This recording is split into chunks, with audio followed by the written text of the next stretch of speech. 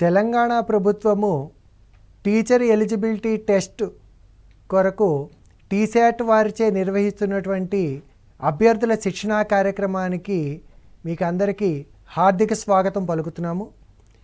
ఈ teacher eligibility టెస్ట్లో మనం చూసుకున్నట్లయితే గణితానికి సంబంధించి 30 మార్కులకు ప్రశ్నలు ఇవ్వబడతాయి. ఈ 30 మార్కులలో 24 మార్కులు కంటెంట్ మీద, అదేవిధంగా 6 మార్కులు పెడగాజీ మీద ఉంటాయి. అయితే మనం చూసుకున్నట్లయితే ఈ పెడగాజీలో ప్రధానంగా 11 అంశాలు ఇవ్వబడ్డాన్ని మనం గమనించవచ్చు. ప్రధానంగా అభ్యర్థులు గుర్తుపెట్టుకోవాల్సిన విషయం ఏంటంటే ఈ పెడగాజీలో ఉండే 11 అంశాలు పేపర్ 1 మరియు పేపర్ 2లకి ఒకటే ఉన్నట్టు కనిపిస్తాయి. కానీ పేపర్ 1లో ఇచ్చేటటువంటి ప్రశ్నలు ఎలిమెంటరీ లెవెల్ అంటే 1 నుండి 5 తరగతికి సంబంధించినటువంటి విద్యార్థులను దృష్టిలో పెట్టుకుని వారికి బోధనాభ్యసన కార్యక్రమాలు నిర్వహించడానికి ఏ రకమైనటువంటి పద్ధతులను ఉపయోగించాలి అనే దాని మీద ఇవ్వబడితే, ఈ పేపర్ 2లో ఇచ్చేటటువంటి ప్రశ్నలన్నీ కూడా 6 నుండి 10వ తరగతి వరకు ఉండేటువంటి విద్యార్థులకి బోధించడానికి మనం అనుసరించే వ్యూహాలు పద్ధతుల మీద సంబంధించినటువంటి ప్రశ్నలు ఇవ్వబడతాయి. అభ్యర్థులు దీంట్లో ఉండేటువంటి చిన్న తేడాని గమనించాలి. ఇక్కడ ప్రధానంగా మనం చూసుకున్నట్లయితే ఈ 11 అంశాలు మనకు తెలిసినటువంటివే.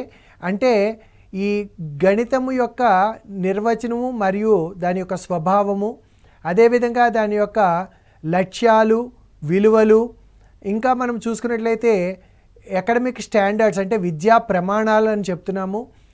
ఇంకా ప్రధానంగా తీసుకున్నట్లయితే మెథడ్స్ ఆఫ్ టీచింగ్ మ్యాథమెటిక్స్ అంటే మనము గణితాన్ని బోధించడానికి ఏ రకమైనటువంటి పద్ధతులను అవలంబించాలి, ఇలాగా పద్ధతులను అవలంబించే క్రమంలో తరగతి గదిలో పాఠ్యబోధన చేసేటప్పుడు ఎటువంటి బోధనోపకరణాలు ఉపయోగించుకోవాలి, మన కార్యక్రమాలకి మన బోధనకి ఏ రకంగా మనం సంసిద్ధులం కావాలి. ఇంకా మనం చూసుకున్నట్లయితే సిసిఈ అంటే కంటిన్యూస్ అండ్ కాంప్రహెన్సివ్ ఎవాల్యుయేషన్ అని, ఇంకా స్కాలాస్టిక్ అచీవ్మెంట్ టెస్ట్ అని, డయాగ్నోస్టిక్ అండ్ రెమెడియల్ టీచింగ్ అని, ఇంకా మనకి గణిత ఉపాధ్యాయుడికి ఏ లక్షణాలు ఉండాలి, ఎలాంటి స్వభావం ఉండాలి, ఏ వనరులు అందుబాటులో ఉంటాయి, మన పాఠ్య ప్రణాళిక ఏంటి, పాఠ్యపుస్తకం ఏంటి, ఇటువంటి 11 అంశాలకు చెందినటువంటి ప్రశ్నలు ఇవ్వబడతాయి. అయితే మనము ఇంత ముందర ఎపిసోడ్లో మనము ప్రధానంగా ఏంటంటే ఎయిమ్స్, వాల్యూస్ మరియు అకాడమిక్ స్టాండర్డ్స్ని చర్చించడం జరిగింది. మనము ఇప్పుడు ప్రధానంగా మెథడ్స్ ఆఫ్ టీచింగ్ మ్యాథమెటిక్స్ మీద దృష్టి పెట్టబోతున్నాము. మనకి తప్పనిసరిగా దీని నుంచి ఒక 2 ప్రశ్నలు రావడానికి అవకాశం ఉంటుంది. 6 ప్రశ్నల్లో 2 ప్రశ్నలు ఈ మ్యాథమెటిక్స్ టీచింగ్ మెథడ్స్ మీద ఉండడానికి అవకాశం ఉంటుంది. కాబట్టి అభ్యర్థులందరూ కూడా ఈ మెథడ్స్ మీద పట్టు తెచ్చుకున్నట్లయితే తర్వాత టీచర్ రిక్రూట్మెంట్ టెస్ట్ కూడా ఈ మెథడ్స్ అనేవి చాలా ఇంపార్టెంటు. ఖచ్చితంగా ఒక మ్యాథమెటిక్స్ టీచర్గా తరగతి గదిలో పాఠ్యబోధన చేయాలి, గణితాన్ని బోధించాలి అంటే ఈ పద్ధతుల మీద స్పష్టమైన అవగాహన ఉండాలి. ఇప్పుడు మనము ఈ పద్ధతుల గురించి చర్చించుకుందాం ముందర. అంటే ఇక్కడ మనకి పద్ధతులు ఉన్నాయి, వ్యూహాలు ఉన్నాయి. మొట్టమొదటి పద్ధతుల గురించి మాట్లాడదాం. మనకి రకరకాల పద్ధతులు ఉన్నాయి. లెక్చర్ మెథడ్ అని, next lecture cum demonstration method అని, లాబొరేటరీ మెథడ్ అని, analytic method, synthetic method, inductive method, deductive method, project method, assignment method, ఇలా డిఫరెంట్ మెథడ్స్ ఉన్నాయి. ఒకసారి చూడండి, ఈ మెథడ్స్ యొక్క లిస్ట్ చూడండి. Lecture method, inductive method, deductive method, heuristic or discovery method, analytic method, synthetic method, problem solving method, laboratory method, project method, ఇవన్నీ different types of methods. అంటే సహజంగా మనకి దీని మీద ప్రశ్నలు ఎలా ఉంటాయంటే ఒక ప్రత్యేకమైన సందర్భంలో ఏ పద్ధతి ద్వారా బోధన సాగిస్తావు అంటే ప్రతి పద్ధతికి కొన్ని స్ట్రెంగ్స్ ఉంటాయి, కొన్ని వీక్నెస్ ఉంటాయి, అంటే కొన్ని దోషాలు ఉంటాయి. ఈ పర్టిక్యులర్ భావనని బోధించడానికి ఏ పద్ధతిని ఉపయోగిస్తావు, ఇటువంటి ప్రశ్నలు ఎక్కువగా వస్తాయి. లెక్చర్ మెథడ్ అనేటటువంటిది సాధారణంగా గణితంలో తక్కువగా ఉపయోగిస్తాము. గణిత శాస్త్రవేత్తల చరిత్రలను మాట్లాడేటువంటి సందర్భాల్లో, గణిత శాస్త్రవేత్తల జీవిత చరిత్రల గురించి చెప్పేటటువంటి సందర్భాల్లో మాత్రమే దీన్ని ఉపయోగిస్తాము. ఇప్పుడు ఈ ఇండక్టివ్ మెథడ్ని చూద్దాము. ఇండక్టివ్ మెథడ్ అనేది ఇందాక మనం చెప్పుకున్నట్లుగా ఏంటంటే ప్రధానంగా కొన్ని ఉదాహరణల ద్వారా సామాన్యీకరించడం అనేటువంటి దానికి ఈ ఇండక్టివ్ మెథడ్ను ఉపయోగిస్తాము. ఇక్కడ మనకి ఇటువంటి వాటి మీద ఎలాగంటే ఈ క్రింది పద్ధతుల్లో ఏ పద్ధతిని సూత్రాలను సామాన్యీకరించే సందర్భంలో ఉపయోగిస్తారు అని చెప్పి ఈ పద్ధతుల పేర్లు ఇచ్చినప్పుడు మనకి ఈ పద్ధతిని గుర్తుపెట్టుకోవాలి. ఇందులో ఏంటంటే మనం కొన్ని ఉదాహరణల ద్వారా మనము సూత్రాన్ని సామాన్యీకరించడం జరుగుతుంది. అంటే పర్టికులర్ టు జనరల్ అనమాట, పర్టికులర్ టు జనరల్. ఇక్కడ గమనించండి, ఉదాహరణకి మనము 1+3 తీసుకున్నట్లయితే 1+3 ఎంత 4 అవుతుంది. దీన్ని మనము 2² అని రాయొచ్చు. అదేవిధంగా 1+3+5 తీసుకున్నట్లయితే 9, ఇది 3² అవుతుంది. ఇంకా చూడండి 1+3+5+7 అంటే 7, 3, 10, 5, 15, 1, 16 అంటే 4². సో ఇక్కడ మనం గమనించుకున్నట్లయితే ఈ 1, 3 అనేవి బేసి సంఖ్యలు అనే సంగతి మనకు తెలుసు. ఇక్కడ మొదటి 2 బేసి సంఖ్యలు తీసుకున్నప్పుడు 2² వచ్చింది. అదేవిధంగా మొదటి 3 బేసి సంఖ్యలు తీసుకున్నప్పుడు 3² వచ్చింది. ఇంకా మనం చూసుకున్నట్లయితే మొదటి 4 బేసి సంఖ్యలు తీసుకున్నప్పుడు 4² వచ్చింది. కాబట్టి దీన్ని మనము ఇదే విధంగా రాసుకుంటూ పోతే సామాన్యీకరించి ఏం చెప్పచ్చు అనమాట, మొదటి n బేస్ సంఖ్యలు తీసుకున్నప్పుడు దీని సూత్రము n² అవుతుంది అని చెప్పవచ్చు. ఈ విధంగా కొన్ని తెలుసున్నటువంటి ఉదాహరణల ద్వారా మనం సూత్రాన్ని సామాన్యీకరించేటువంటి సందర్భాల్లో ఈ మెథడ్ ఆఫ్ ఇండక్షన్ని మనం వాడుకోవడం జరుగుతుంది. ఇప్పుడు ఇంకొక ఉదాహరణని చూడండి. మనము 1+2+3+4+5 ఉంది. దీన్ని ఎస్ అని అనుకుందాము. ఇప్పుడు మళ్ళీ సేమ్ ఎస్ని తీసుకుని 5+4+3+2+1 అని తీసుకున్నాం. ఇప్పుడు ఈ రెండు కూడుకున్నట్లయితే ఏమొస్తుంది చూడండి, 6+6+6+6+6. ఇక్కడ మనం 5 సంఖ్యలు తీసుకున్నాం కాబట్టి 6 అనేది 5 సార్లు వచ్చింది. అంటే ఇది 6 × 5 అవుతుంది. 6 × 5 అనేది 2s. కాబట్టి మొదటి 5 సంఖ్యలు మొత్తం ఎంత అంటే 5 × 6/2 అని. ఇక్కడ ఇదే విధంగా మనం వివిధ ఉదాహరణలు తీసుకుని గమనించుకున్నట్లయితే 1+2 తీసుకుని, అలాగే 1+2+3, 1+2+3+4 ఇలాగా 5 సంఖ్యలు తీసుకుంటే 5 × 6/2 వచ్చింది. కాబట్టి దీన్ని మనము 10 సంఖ్యలు తీసుకుంటే 10 × 11/2 వస్తుంది. అదేవిధంగా మొదటి n సహజ సంఖ్యలు తీసుకున్నప్పుడు n × n+1/2 అనేది మనకి రావడం జరుగుతుంది. ఈ విధంగా మనము కొన్ని ప్యాటర్న్స్ అమరికల్ని గమనించడం ద్వారా ఒక పర్టికులర్ సిచ్యువేషన్స్ నుంచి జనరల్ సిచ్యువేషన్స్కి వెళ్ళడం, జనరలైజేషన్ అనేది జరుగుతుంది. అంటే సూత్రాలను సామాన్యీకరించే సందర్భాల్లో ఈ ప్యాటర్న్స్ అమరికల్ని గమనించి దాని నుంచి చేయడం జరుగుతుంది. ఇది ఇండక్టివ్ మెథడ్. మరి తర్వాతది డిడక్టివ్ మెథడ్. ఈ డిడక్టివ్ మెథడ్లో ఏ రకంగా చేస్తాము ఇక్కడ మీరు గమనించండి. ఇండక్టివ్ మెథడ్కి ఆపోజిట్లో ఉంటుంది. అంటే ఇది జనరల్ టు స్పెసిఫిక్. ఎలాగంటే ఒక దీర్ఘచతురస్రం యొక్క వైశాల్యం కావాలనుకోండి, మనకి డైరెక్ట్గా దీర్ఘచతురస్రం యొక్క వైశాల్యం, లేదా ఒక దీర్ఘఘనం యొక్క ఘనపరిమాణం కావాలి. దీర్ఘఘనం ఘనపరిమాణం కావాలి అనుకున్నప్పుడు దీర్ఘఘనం ఘనపరిమాణానికి సూత్రం తీసుకుని డైరెక్ట్గా ఇందులో ఏం చేస్తారన్నమాట, ఎల్ విలువ, బి విలువ, హెచ్ విలువ ఇస్తారు. ఇచ్చినటువంటి ఆ విలువల్ని ప్రతిక్షేపించి, అంటే ఏంటి, ఈ మనం ఏదైతే సూత్రాన్ని రాబట్టుకున్నామో ఈ సూత్రం సహాయంతోటి విలువల్ని మనము పొందుతాము. అయితే కొన్ని సందర్భాల్లో మనము ఇండక్టివ్ మెథడ్ ఉపయోగించుకోవాలి, కొన్ని సందర్భాల్లో డిడక్టివ్ మెథడ్ ఉపయోగించుకోవాల్సి వస్తుంది. ఎందుకనంటే ఇండక్టివ్ మెథడ్ అనేది కొంచెం సమయం ఎక్కువ పడుతుంది. అంటే ఏదైతే ఒక విషయాన్ని నేర్చుకున్నామో ప్రతిసారి అదే సూత్రాన్ని మనము డిరైవ్ చేయనవసరం లేకుండా ఉన్నటువంటి సూత్రాన్ని ఉపయోగించుకుంటూ సమస్యా సాధనకు ఉపయోగించేది డిడక్టివ్ మెథడ్. అలా కాకుండా సూత్రాన్ని రాబట్టడానికి ఉపయోగించేది ఇండక్టివ్ మెథడ్. ఈ రెండు పద్ధతులకి మధ్య ఉండే వ్యత్యాసాన్ని మనం అర్థం చేసుకోవాలి. అది పర్టికులర్ టు జనరల్లో ఇండక్టివ్ మెథడ్లో ఉంటే డిడక్టివ్ మెథడ్లో జనరల్ టు స్పెసిఫిక్ అవుతుంది. ఓకే, ఇంకా తర్వాత మనం చూసుకున్నట్లయితే హ్యూరిస్టిక్ మెథడ్ ఉంది. అయితే ఇక్కడ మనము ఇండక్టివ్ మెథడ్కి మీకు ఆల్రెడీ ఇవి చెప్పడం జరిగింది. ఈ రకంగా మనం పిల్లలకి ఇచ్చి వాటిని నింపడం ద్వారా పిల్లలు వాటి మధ్య ఉండే రిలేషన్స్ని అర్థం చేసుకుంటారు అని మనం సులభంగా గమనించవచ్చు. ఈ ఇండక్టివ్ మెథడ్ మీకు వివరించడం జరిగింది. అదేవిధంగా ఎనలిటిక్ అండ్ సింథటిక్ మెథడ్ అంటే మనకి ఇక్కడ చూడండి, ఈ దీంట్లో ప్రధానంగా మనం గమనించుకున్నట్లయితే ఈ ఎనలిటిక్ మెథడ్, సింథటిక్ మెథడ్ అంటే ఈ ఇండక్టివ్ మెథడ్, డిడక్టివ్ మెథడ్ మనం చర్చించుకున్నాం. అదేవిధంగా ఇప్పుడు analytic method and synthetic method గురించి మాట్లాడుకుంటున్నాం. ఎనలిటిక్ మెథడ్ అంటే ఏంటి, సింథటిక్ మెథడ్ అంటే ఏంటి అంటే ఎనలిటిక్ మెథడ్ అంటే దాన్నే మనం విశ్లేషణ అంటాము, సింథటిక్ అంటే సంశ్లేషణ అంటాం. సంశ్లేషణ పద్ధతి, విశ్లేషణ పద్ధతి. ఈ విశ్లేషణ పద్ధతిలో ఏంటంటే ఎనలిటిక్ మెథడ్లో మనము ఎనలైజ్ చేస్తాము కాబట్టి మనము కంక్లూజన్ నుంచి హైపోథసిస్కి వెళ్ళడం జరుగుతుంది. In case of analytic method we move from conclusion towards hypothesis. అంటే ఇక్కడ దీన్ని అర్థం చేసుకోవడానికి ఒక ఉదాహరణ తీసుకున్నాం మనం. Length, breadth and height of a cuboid are 50 centimetre, 25 centimetre and 22 centimetre. If it is melted and made into a cylinder of height 14 centimetre, then find its radius.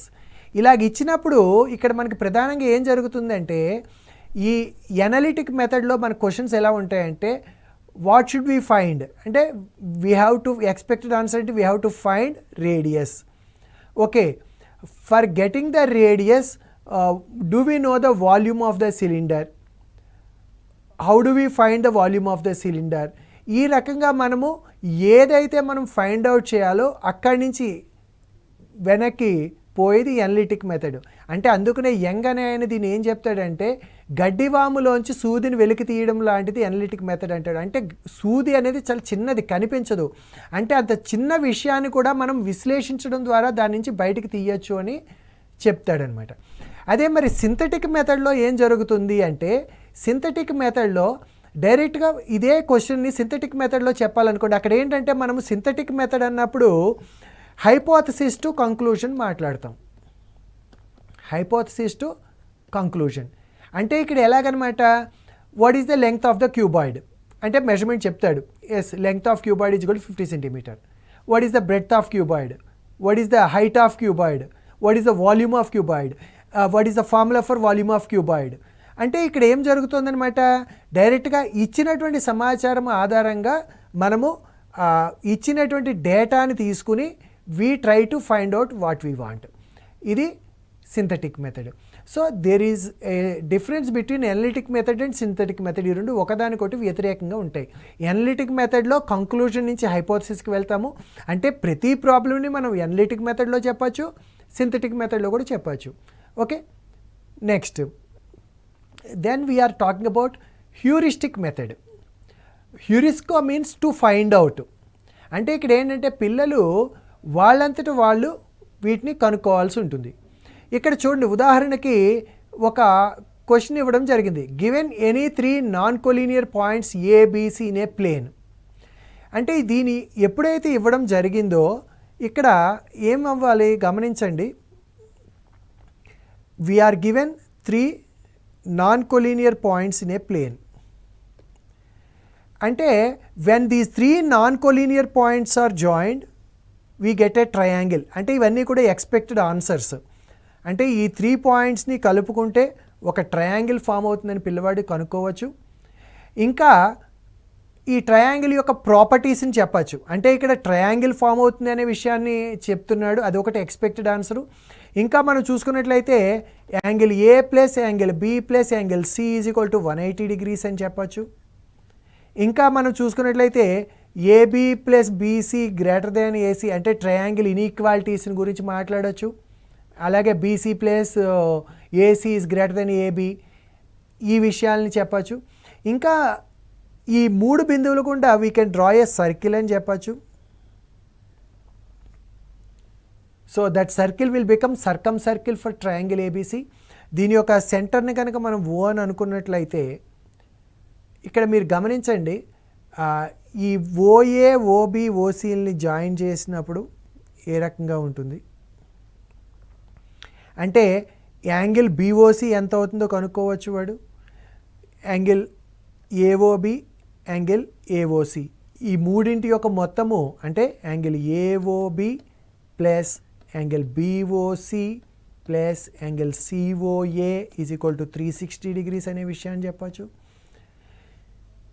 ఈ రకంగా వీటి మధ్య ఉండే దాన్ని ఇంకా మనం చూసుకున్నట్లయితే ఇక్కడ ఓ అనేది సెంటర్ ఆఫ్ ద సర్కిల్ కాబట్టి ఇక్కడ ఏర్పడే యాంగిల్, ఇంకా ట్రయాంగిల్ ఓఏబి అనేటటువంటిది, అలాగే ట్రయాంగిల్ ఓబిసి, ట్రయాంగిల్ ఓసిఏ, ఇవి ఐసోసెలస్ ట్రయాంగిల్స్ని ఐడెంటిఫై చేయొచ్చు. ఎందుకని ఈ రేడియస్లు ఈక్వల్ కాబట్టి ప్రతి ట్రయాంగిల్ కూడా ఐసోసెలస్ ట్రయాంగిల్ అవుతుంది. ఐసోసెలస్ ట్రయాంగిల్ కాబట్టి బేస్ యాంగిల్స్ ఈక్వల్ ఉంటాయి. సో దీని నుంచి ఫైనల్గా ఏంటంటే they can establish the relation that angle BOC is 2 times of angle BAC. అంటే ఇవన్నీ కూడా the child is going to find out so many points from this. Heurisko అంటే to find out different concepts can be extracted from this if they keep on thinking about it. This is the beauty of heuristic method. Okay, now next we are talking about laboratory method. What do you mean by laboratory method?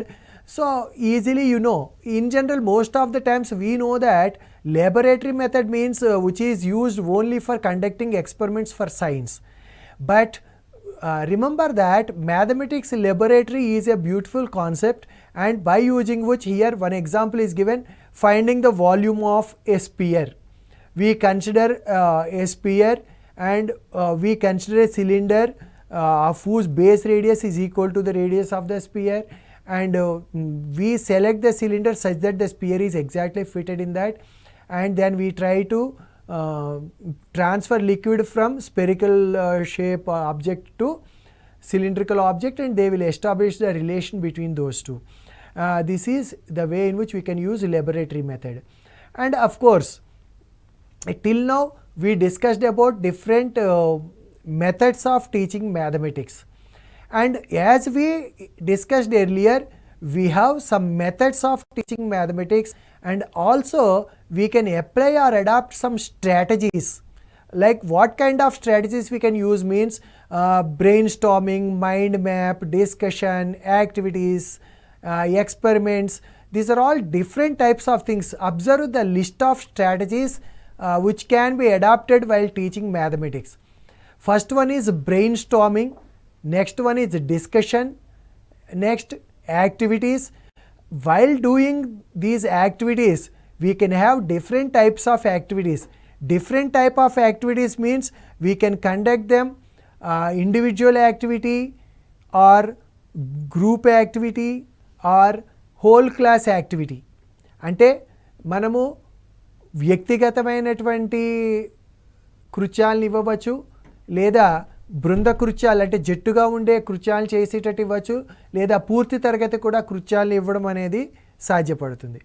ఇంకా మనం చూసుకున్నట్లయితే పరిశీలనలు, observations అంటే ఒక ప్యాటర్న్స్ని పరిశీలించడము, experiments ప్రయోగాలు చేయడము, inductive and deductive reasoning. Already మనము inductive method, deductive method అని చెప్పుకున్నాము, అదే ఇక్కడ కూడా వర్తిస్తుంది, inductive reasoning, deductive reasoning. Okay, ఇంకా ఇది కాకుండా విశ్లేషణ అని చెప్పాము, ఎనాలిసిస్. ఇంకా వీటితో పాటుగా మైండ్ మ్యాప్ అని కూడా చెప్పుకోవచ్చు. మైండ్ మ్యాప్, ఇవన్నీ కూడా different strategies which can be adapted. ఇప్పుడు what is the difference between brainstorming and mind map? Mind map ఉందనుకోండి, మైండ్ మ్యాప్ అంటే ఏంటంటే just we simply write something like a triangle on the board.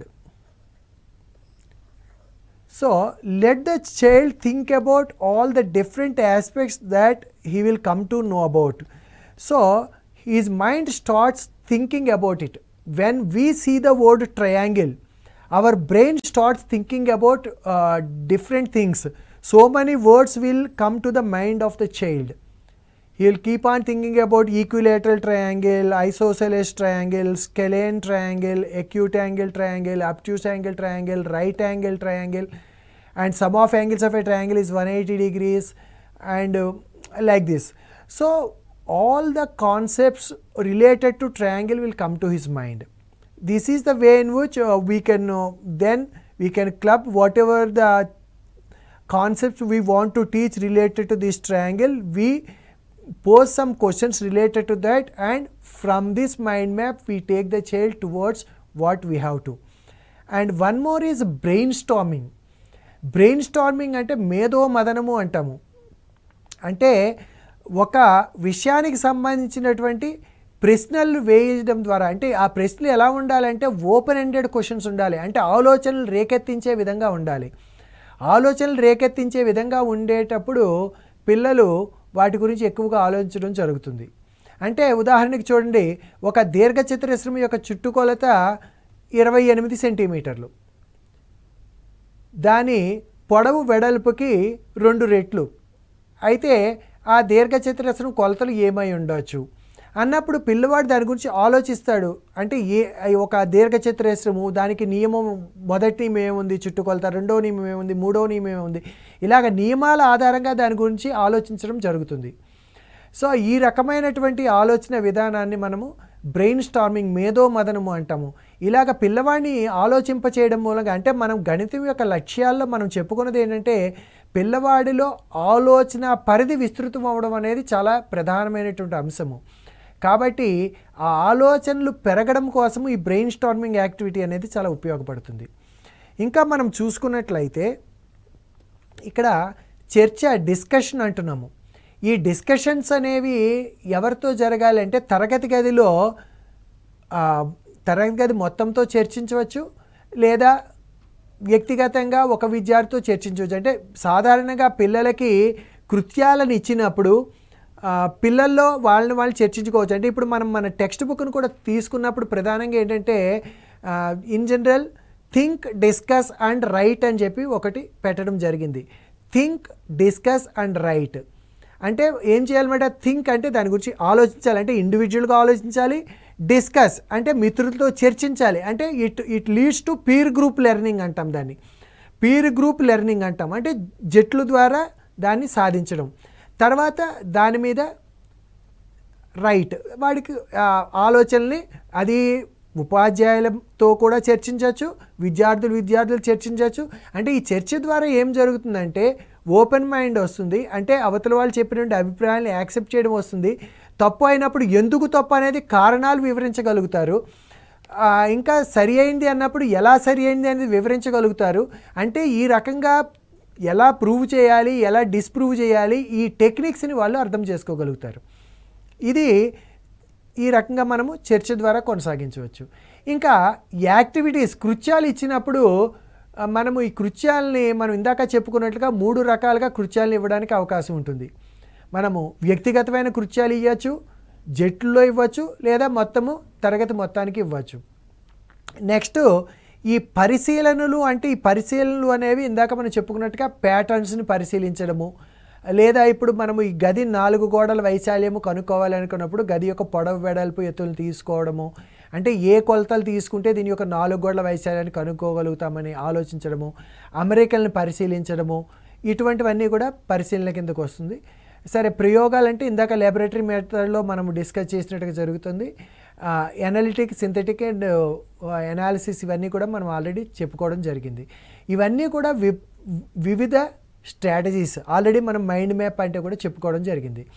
So ఈ వివిధ రకాలైనటువంటి methods and స్ట్రాటజీస్ని వాడడం ద్వారా, అంటే ఇంకా మనం ఇప్పుడు చూసుకున్నట్లయితే మనము ఫ్లిప్డ్ క్లాస్ రూమ్ అని చెప్తున్నాం, ఫ్లిప్డ్ క్లాస్ రూమ్ అంటున్నాము.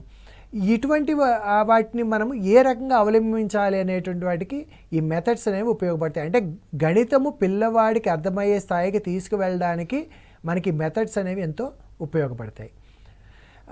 దీని మీద మనకి ఇంతకు ముందర ఇచ్చినటువంటి ఒక ప్రశ్న ఎలా ఉందో జాగ్రత్తగా గమనించండి. ఇక్కడ ఒక ఉదాహరణ ఇవ్వడం జరిగింది. క్రింది ప్రవచనాలను వాటి క్రమంలో గమనించండి అన్నాడు. అంటే 100 కంటే తక్కువ, 100 కంటే అంటే ఇక్కడ ఏంటనమాట, 1 అనేది 100 కంటే తక్కువ, 2 అనేది కూడా 100 కంటే తక్కువ, 3 అనేది కూడా 100 కంటే తక్కువ, 4 అనేది కూడా 100 కంటే తక్కువ అయితే 1, 2, 3, 4 అవన్నీ కూడా సహజ సంఖ్యలని తెలుసు కాబట్టి దాన్ని సాధారణీకరించి ఏం చెప్తున్నాడంటే సహజ సంఖ్యలు అన్నీ కూడా 100 కంటే తక్కువ ఉంటాయి అని చెప్తున్నాడు. అంటే ఇండక్టివ్ మెథడ్లో కొన్నిసార్లు ఏంటంటే మనం జాగ్రత్తగా గమనించుకోవాలి. అంటే ఆ సాధారణీకరణ అనేది సరిగ్గా ఉందా లేదా అనే దాన్ని మనం పరిశీలించుకోవాలి. ఇక్కడ దానికి సంబంధించి మనకి ఇచ్చిన ఆప్షన్స్ ఏంటంటే ఇక్కడ both intuitive and deductive logic అన్నాడు. అంటే ఇక్కడ మనకి సహజ బౌద్ధికమైన మరియు నిగమన తర్కం ఉపయోగించారు అని చెప్తున్నారు. అదేవిధంగా నిగమన తర్కము కాదు, భౌతిక తర్కము కాదు, నైదర్ ఇంట్యూటివ్ నార్ డిడక్టివ్ అని చెప్తున్నారు, ఓన్లీ ఇంట్యూటివ్ అని చెప్తున్నారు. ఇక్కడ లాస్ట్ది గమనించండి, పూర్ ఇండక్టివ్ లాజిక్ అంటే తప్పుడు ఆగమన తర్కము. ఇక్కడ ఇండక్టివ్ లాజిక్లో ఇది పూర్ ఇండక్టివ్ లాజిక్ అవుతుంది. ఎందుకని అవుతుంది అంటే గమనించండి, మనం ఇప్పుడు కౌంటర్ ఎగ్జాంపుల్ కావాలి. 101 అనేది సహజ సంఖ్య, అది 1 కంటే ఎక్కువ. కాబట్టి సహజ సంఖ్యలన్నీ 100 కంటే తక్కువ అనే ప్రవచనం తప్పు అని చెప్పవచ్చు. అంటే ఇక్కడ to disprove the statement simply we are taking one example and that is what is called deductive. అంటే ఇక్కడ proving or disproving by counter example అంటాం దీన్ని. We call it disprove by giving counter example. ప్రత్యుహరణ ద్వారా ప్రవచనాన్ని తప్పని చెప్పి నిరూపించడం అన్నమాట. ఓకే, మరొక ఉదాహరణ చూద్దాము. ఇక్కడ చూడండి, ఇది సాధారణంగా చాలాసార్లు మనకి పరీక్షలు వస్తూ ఉంటుంది. In teaching geometry the correct way of teaching A theorem. అంటే మనము జ్యామితిని బోధించాలి అంటే అందులో ఒక సిద్ధాంతాన్ని బోధించడానికి ఏ పద్ధతిని ఉపయోగించాలి. జనరల్గా జ్యామితి అనగానే మనకి ఇందులో మనకి ఏమున్నాయి గమనించండి, analysis of hypothesis and conclusion followed by arithmetic proof. అంటే మనకి ఇక్కడ analysis of hypothesis and conclusion followed by synthetic proof. అంటే దత్తాంశము మరియు సారాంశం యొక్క విశ్లేషణ తర్వాత సంశ్లేషణ. ఇక్కడ గమనించండి, 2 పదాలు ఉన్నాయి ఇందులో, విశ్లేషణ ఉంది, సంశ్లేషణ ఉంది. అంటే మొట్టమొదటి ఏం చేస్తాం అన్నమాట, మనము ఇచ్చినటువంటి దత్తాంశాన్ని సారాంశాన్ని విశ్లేషించుకుని ఆ తర్వాత సంశ్లేషణ పద్ధతిని వాడతాము. కాబట్టి ఈ మొదటి ఆప్షన్ అనేది దీనికి సరైనది అని చెప్పి మనం చెప్పవచ్చు.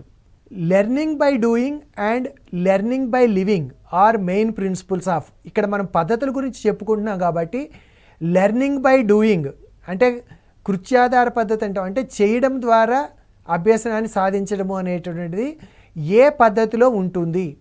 హ్యూరిస్టిక్ పద్ధత, లాబొరేటరీ పద్ధత, ప్రాజెక్ట్ పద్ధత, అనలిటికల్ పద్ధతి, విశ్లేషణ పద్ధత. అంటే దీనికి ఆన్సరు మనం ప్రాజెక్ట్ పద్ధతి అని చెప్పవచ్చు. ప్రాజెక్ట్ పద్ధతిలో పిల్లవాడు కొన్ని కృత్యాలు నిర్వహించడం ద్వారా అభ్యాసం అనేది జరుగుతుంది. కాబట్టి project method is the correct method for this.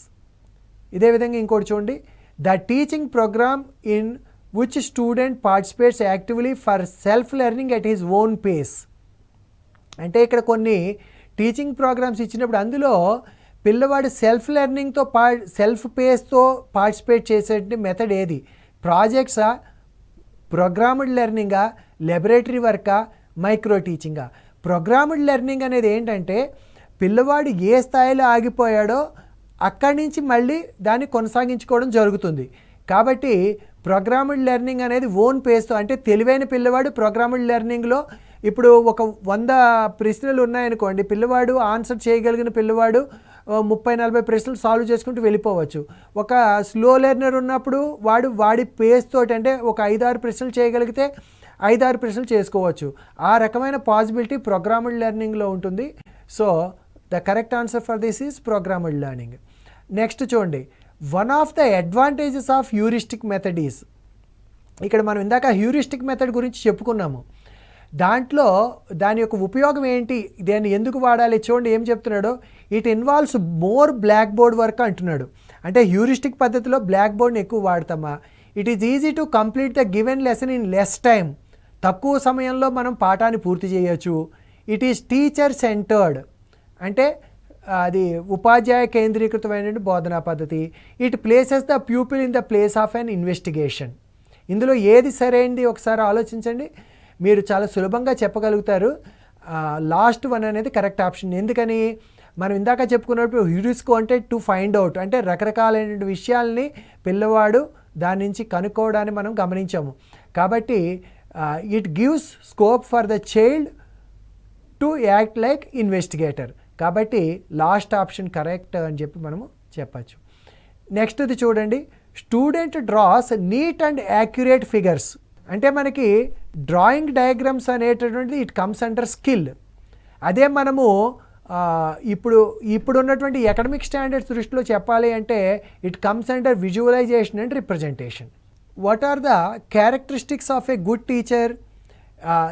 Already as we discussed, our ultimate idea is to develop the thinking ability and collaborative ability of a child, and he always should follow a learner centered approach, and he must be a reflective practitioner, and also he must be like a lifelong teacher. Means always he has to learn, then only he could be able to ignite the minds of the students. మనము ఇప్పటిదాకా ఈ గణిత బోధనాభ్యాసంలో ఉండే వివిధ పద్ధతులు, వివిధ వ్యూహాలు, వాటిని అనుసరించని అంటే వాటికి సంబంధించి కొన్ని ఉదాహరణలు చూసాము. అదేవిధంగా గత మాదిరి ప్రశ్నపత్రాల్లో ఎటువంటి ప్రశ్నలు వచ్చాయనేది కూడా గమనించడం జరిగింది. ఇది కేవలము ఈ టెట్ ఎగ్జామ్కనే కాక టీచర్ రిక్రూట్మెంట్కి కూడా ఇది చాలా అత్యవసరమైనటువంటి విషయము. మ్యాథమెటిక్స్ టీచర్స్గా మనకి ఈ మెథడాలజీలో ఈ మెథడ్స్ అండ్ స్ట్రాటజీస్ తెలియడం అనేది చాలా అవసరము. కాబట్టి మీరందరూ కూడా వీటిని సరి అయిన పద్ధతిలో అవగాహన చేసుకుని వీటి మీద పట్టు సాధిస్తారని ఆశిస్తూ మంచి మార్కులు పొందాలని కోరుకుంటున్నాను. సో మరొక అంశంతో తర్వాత సెషన్లో కలుసుకుందాం. అంతవరకు సెలవు, నమస్కారం.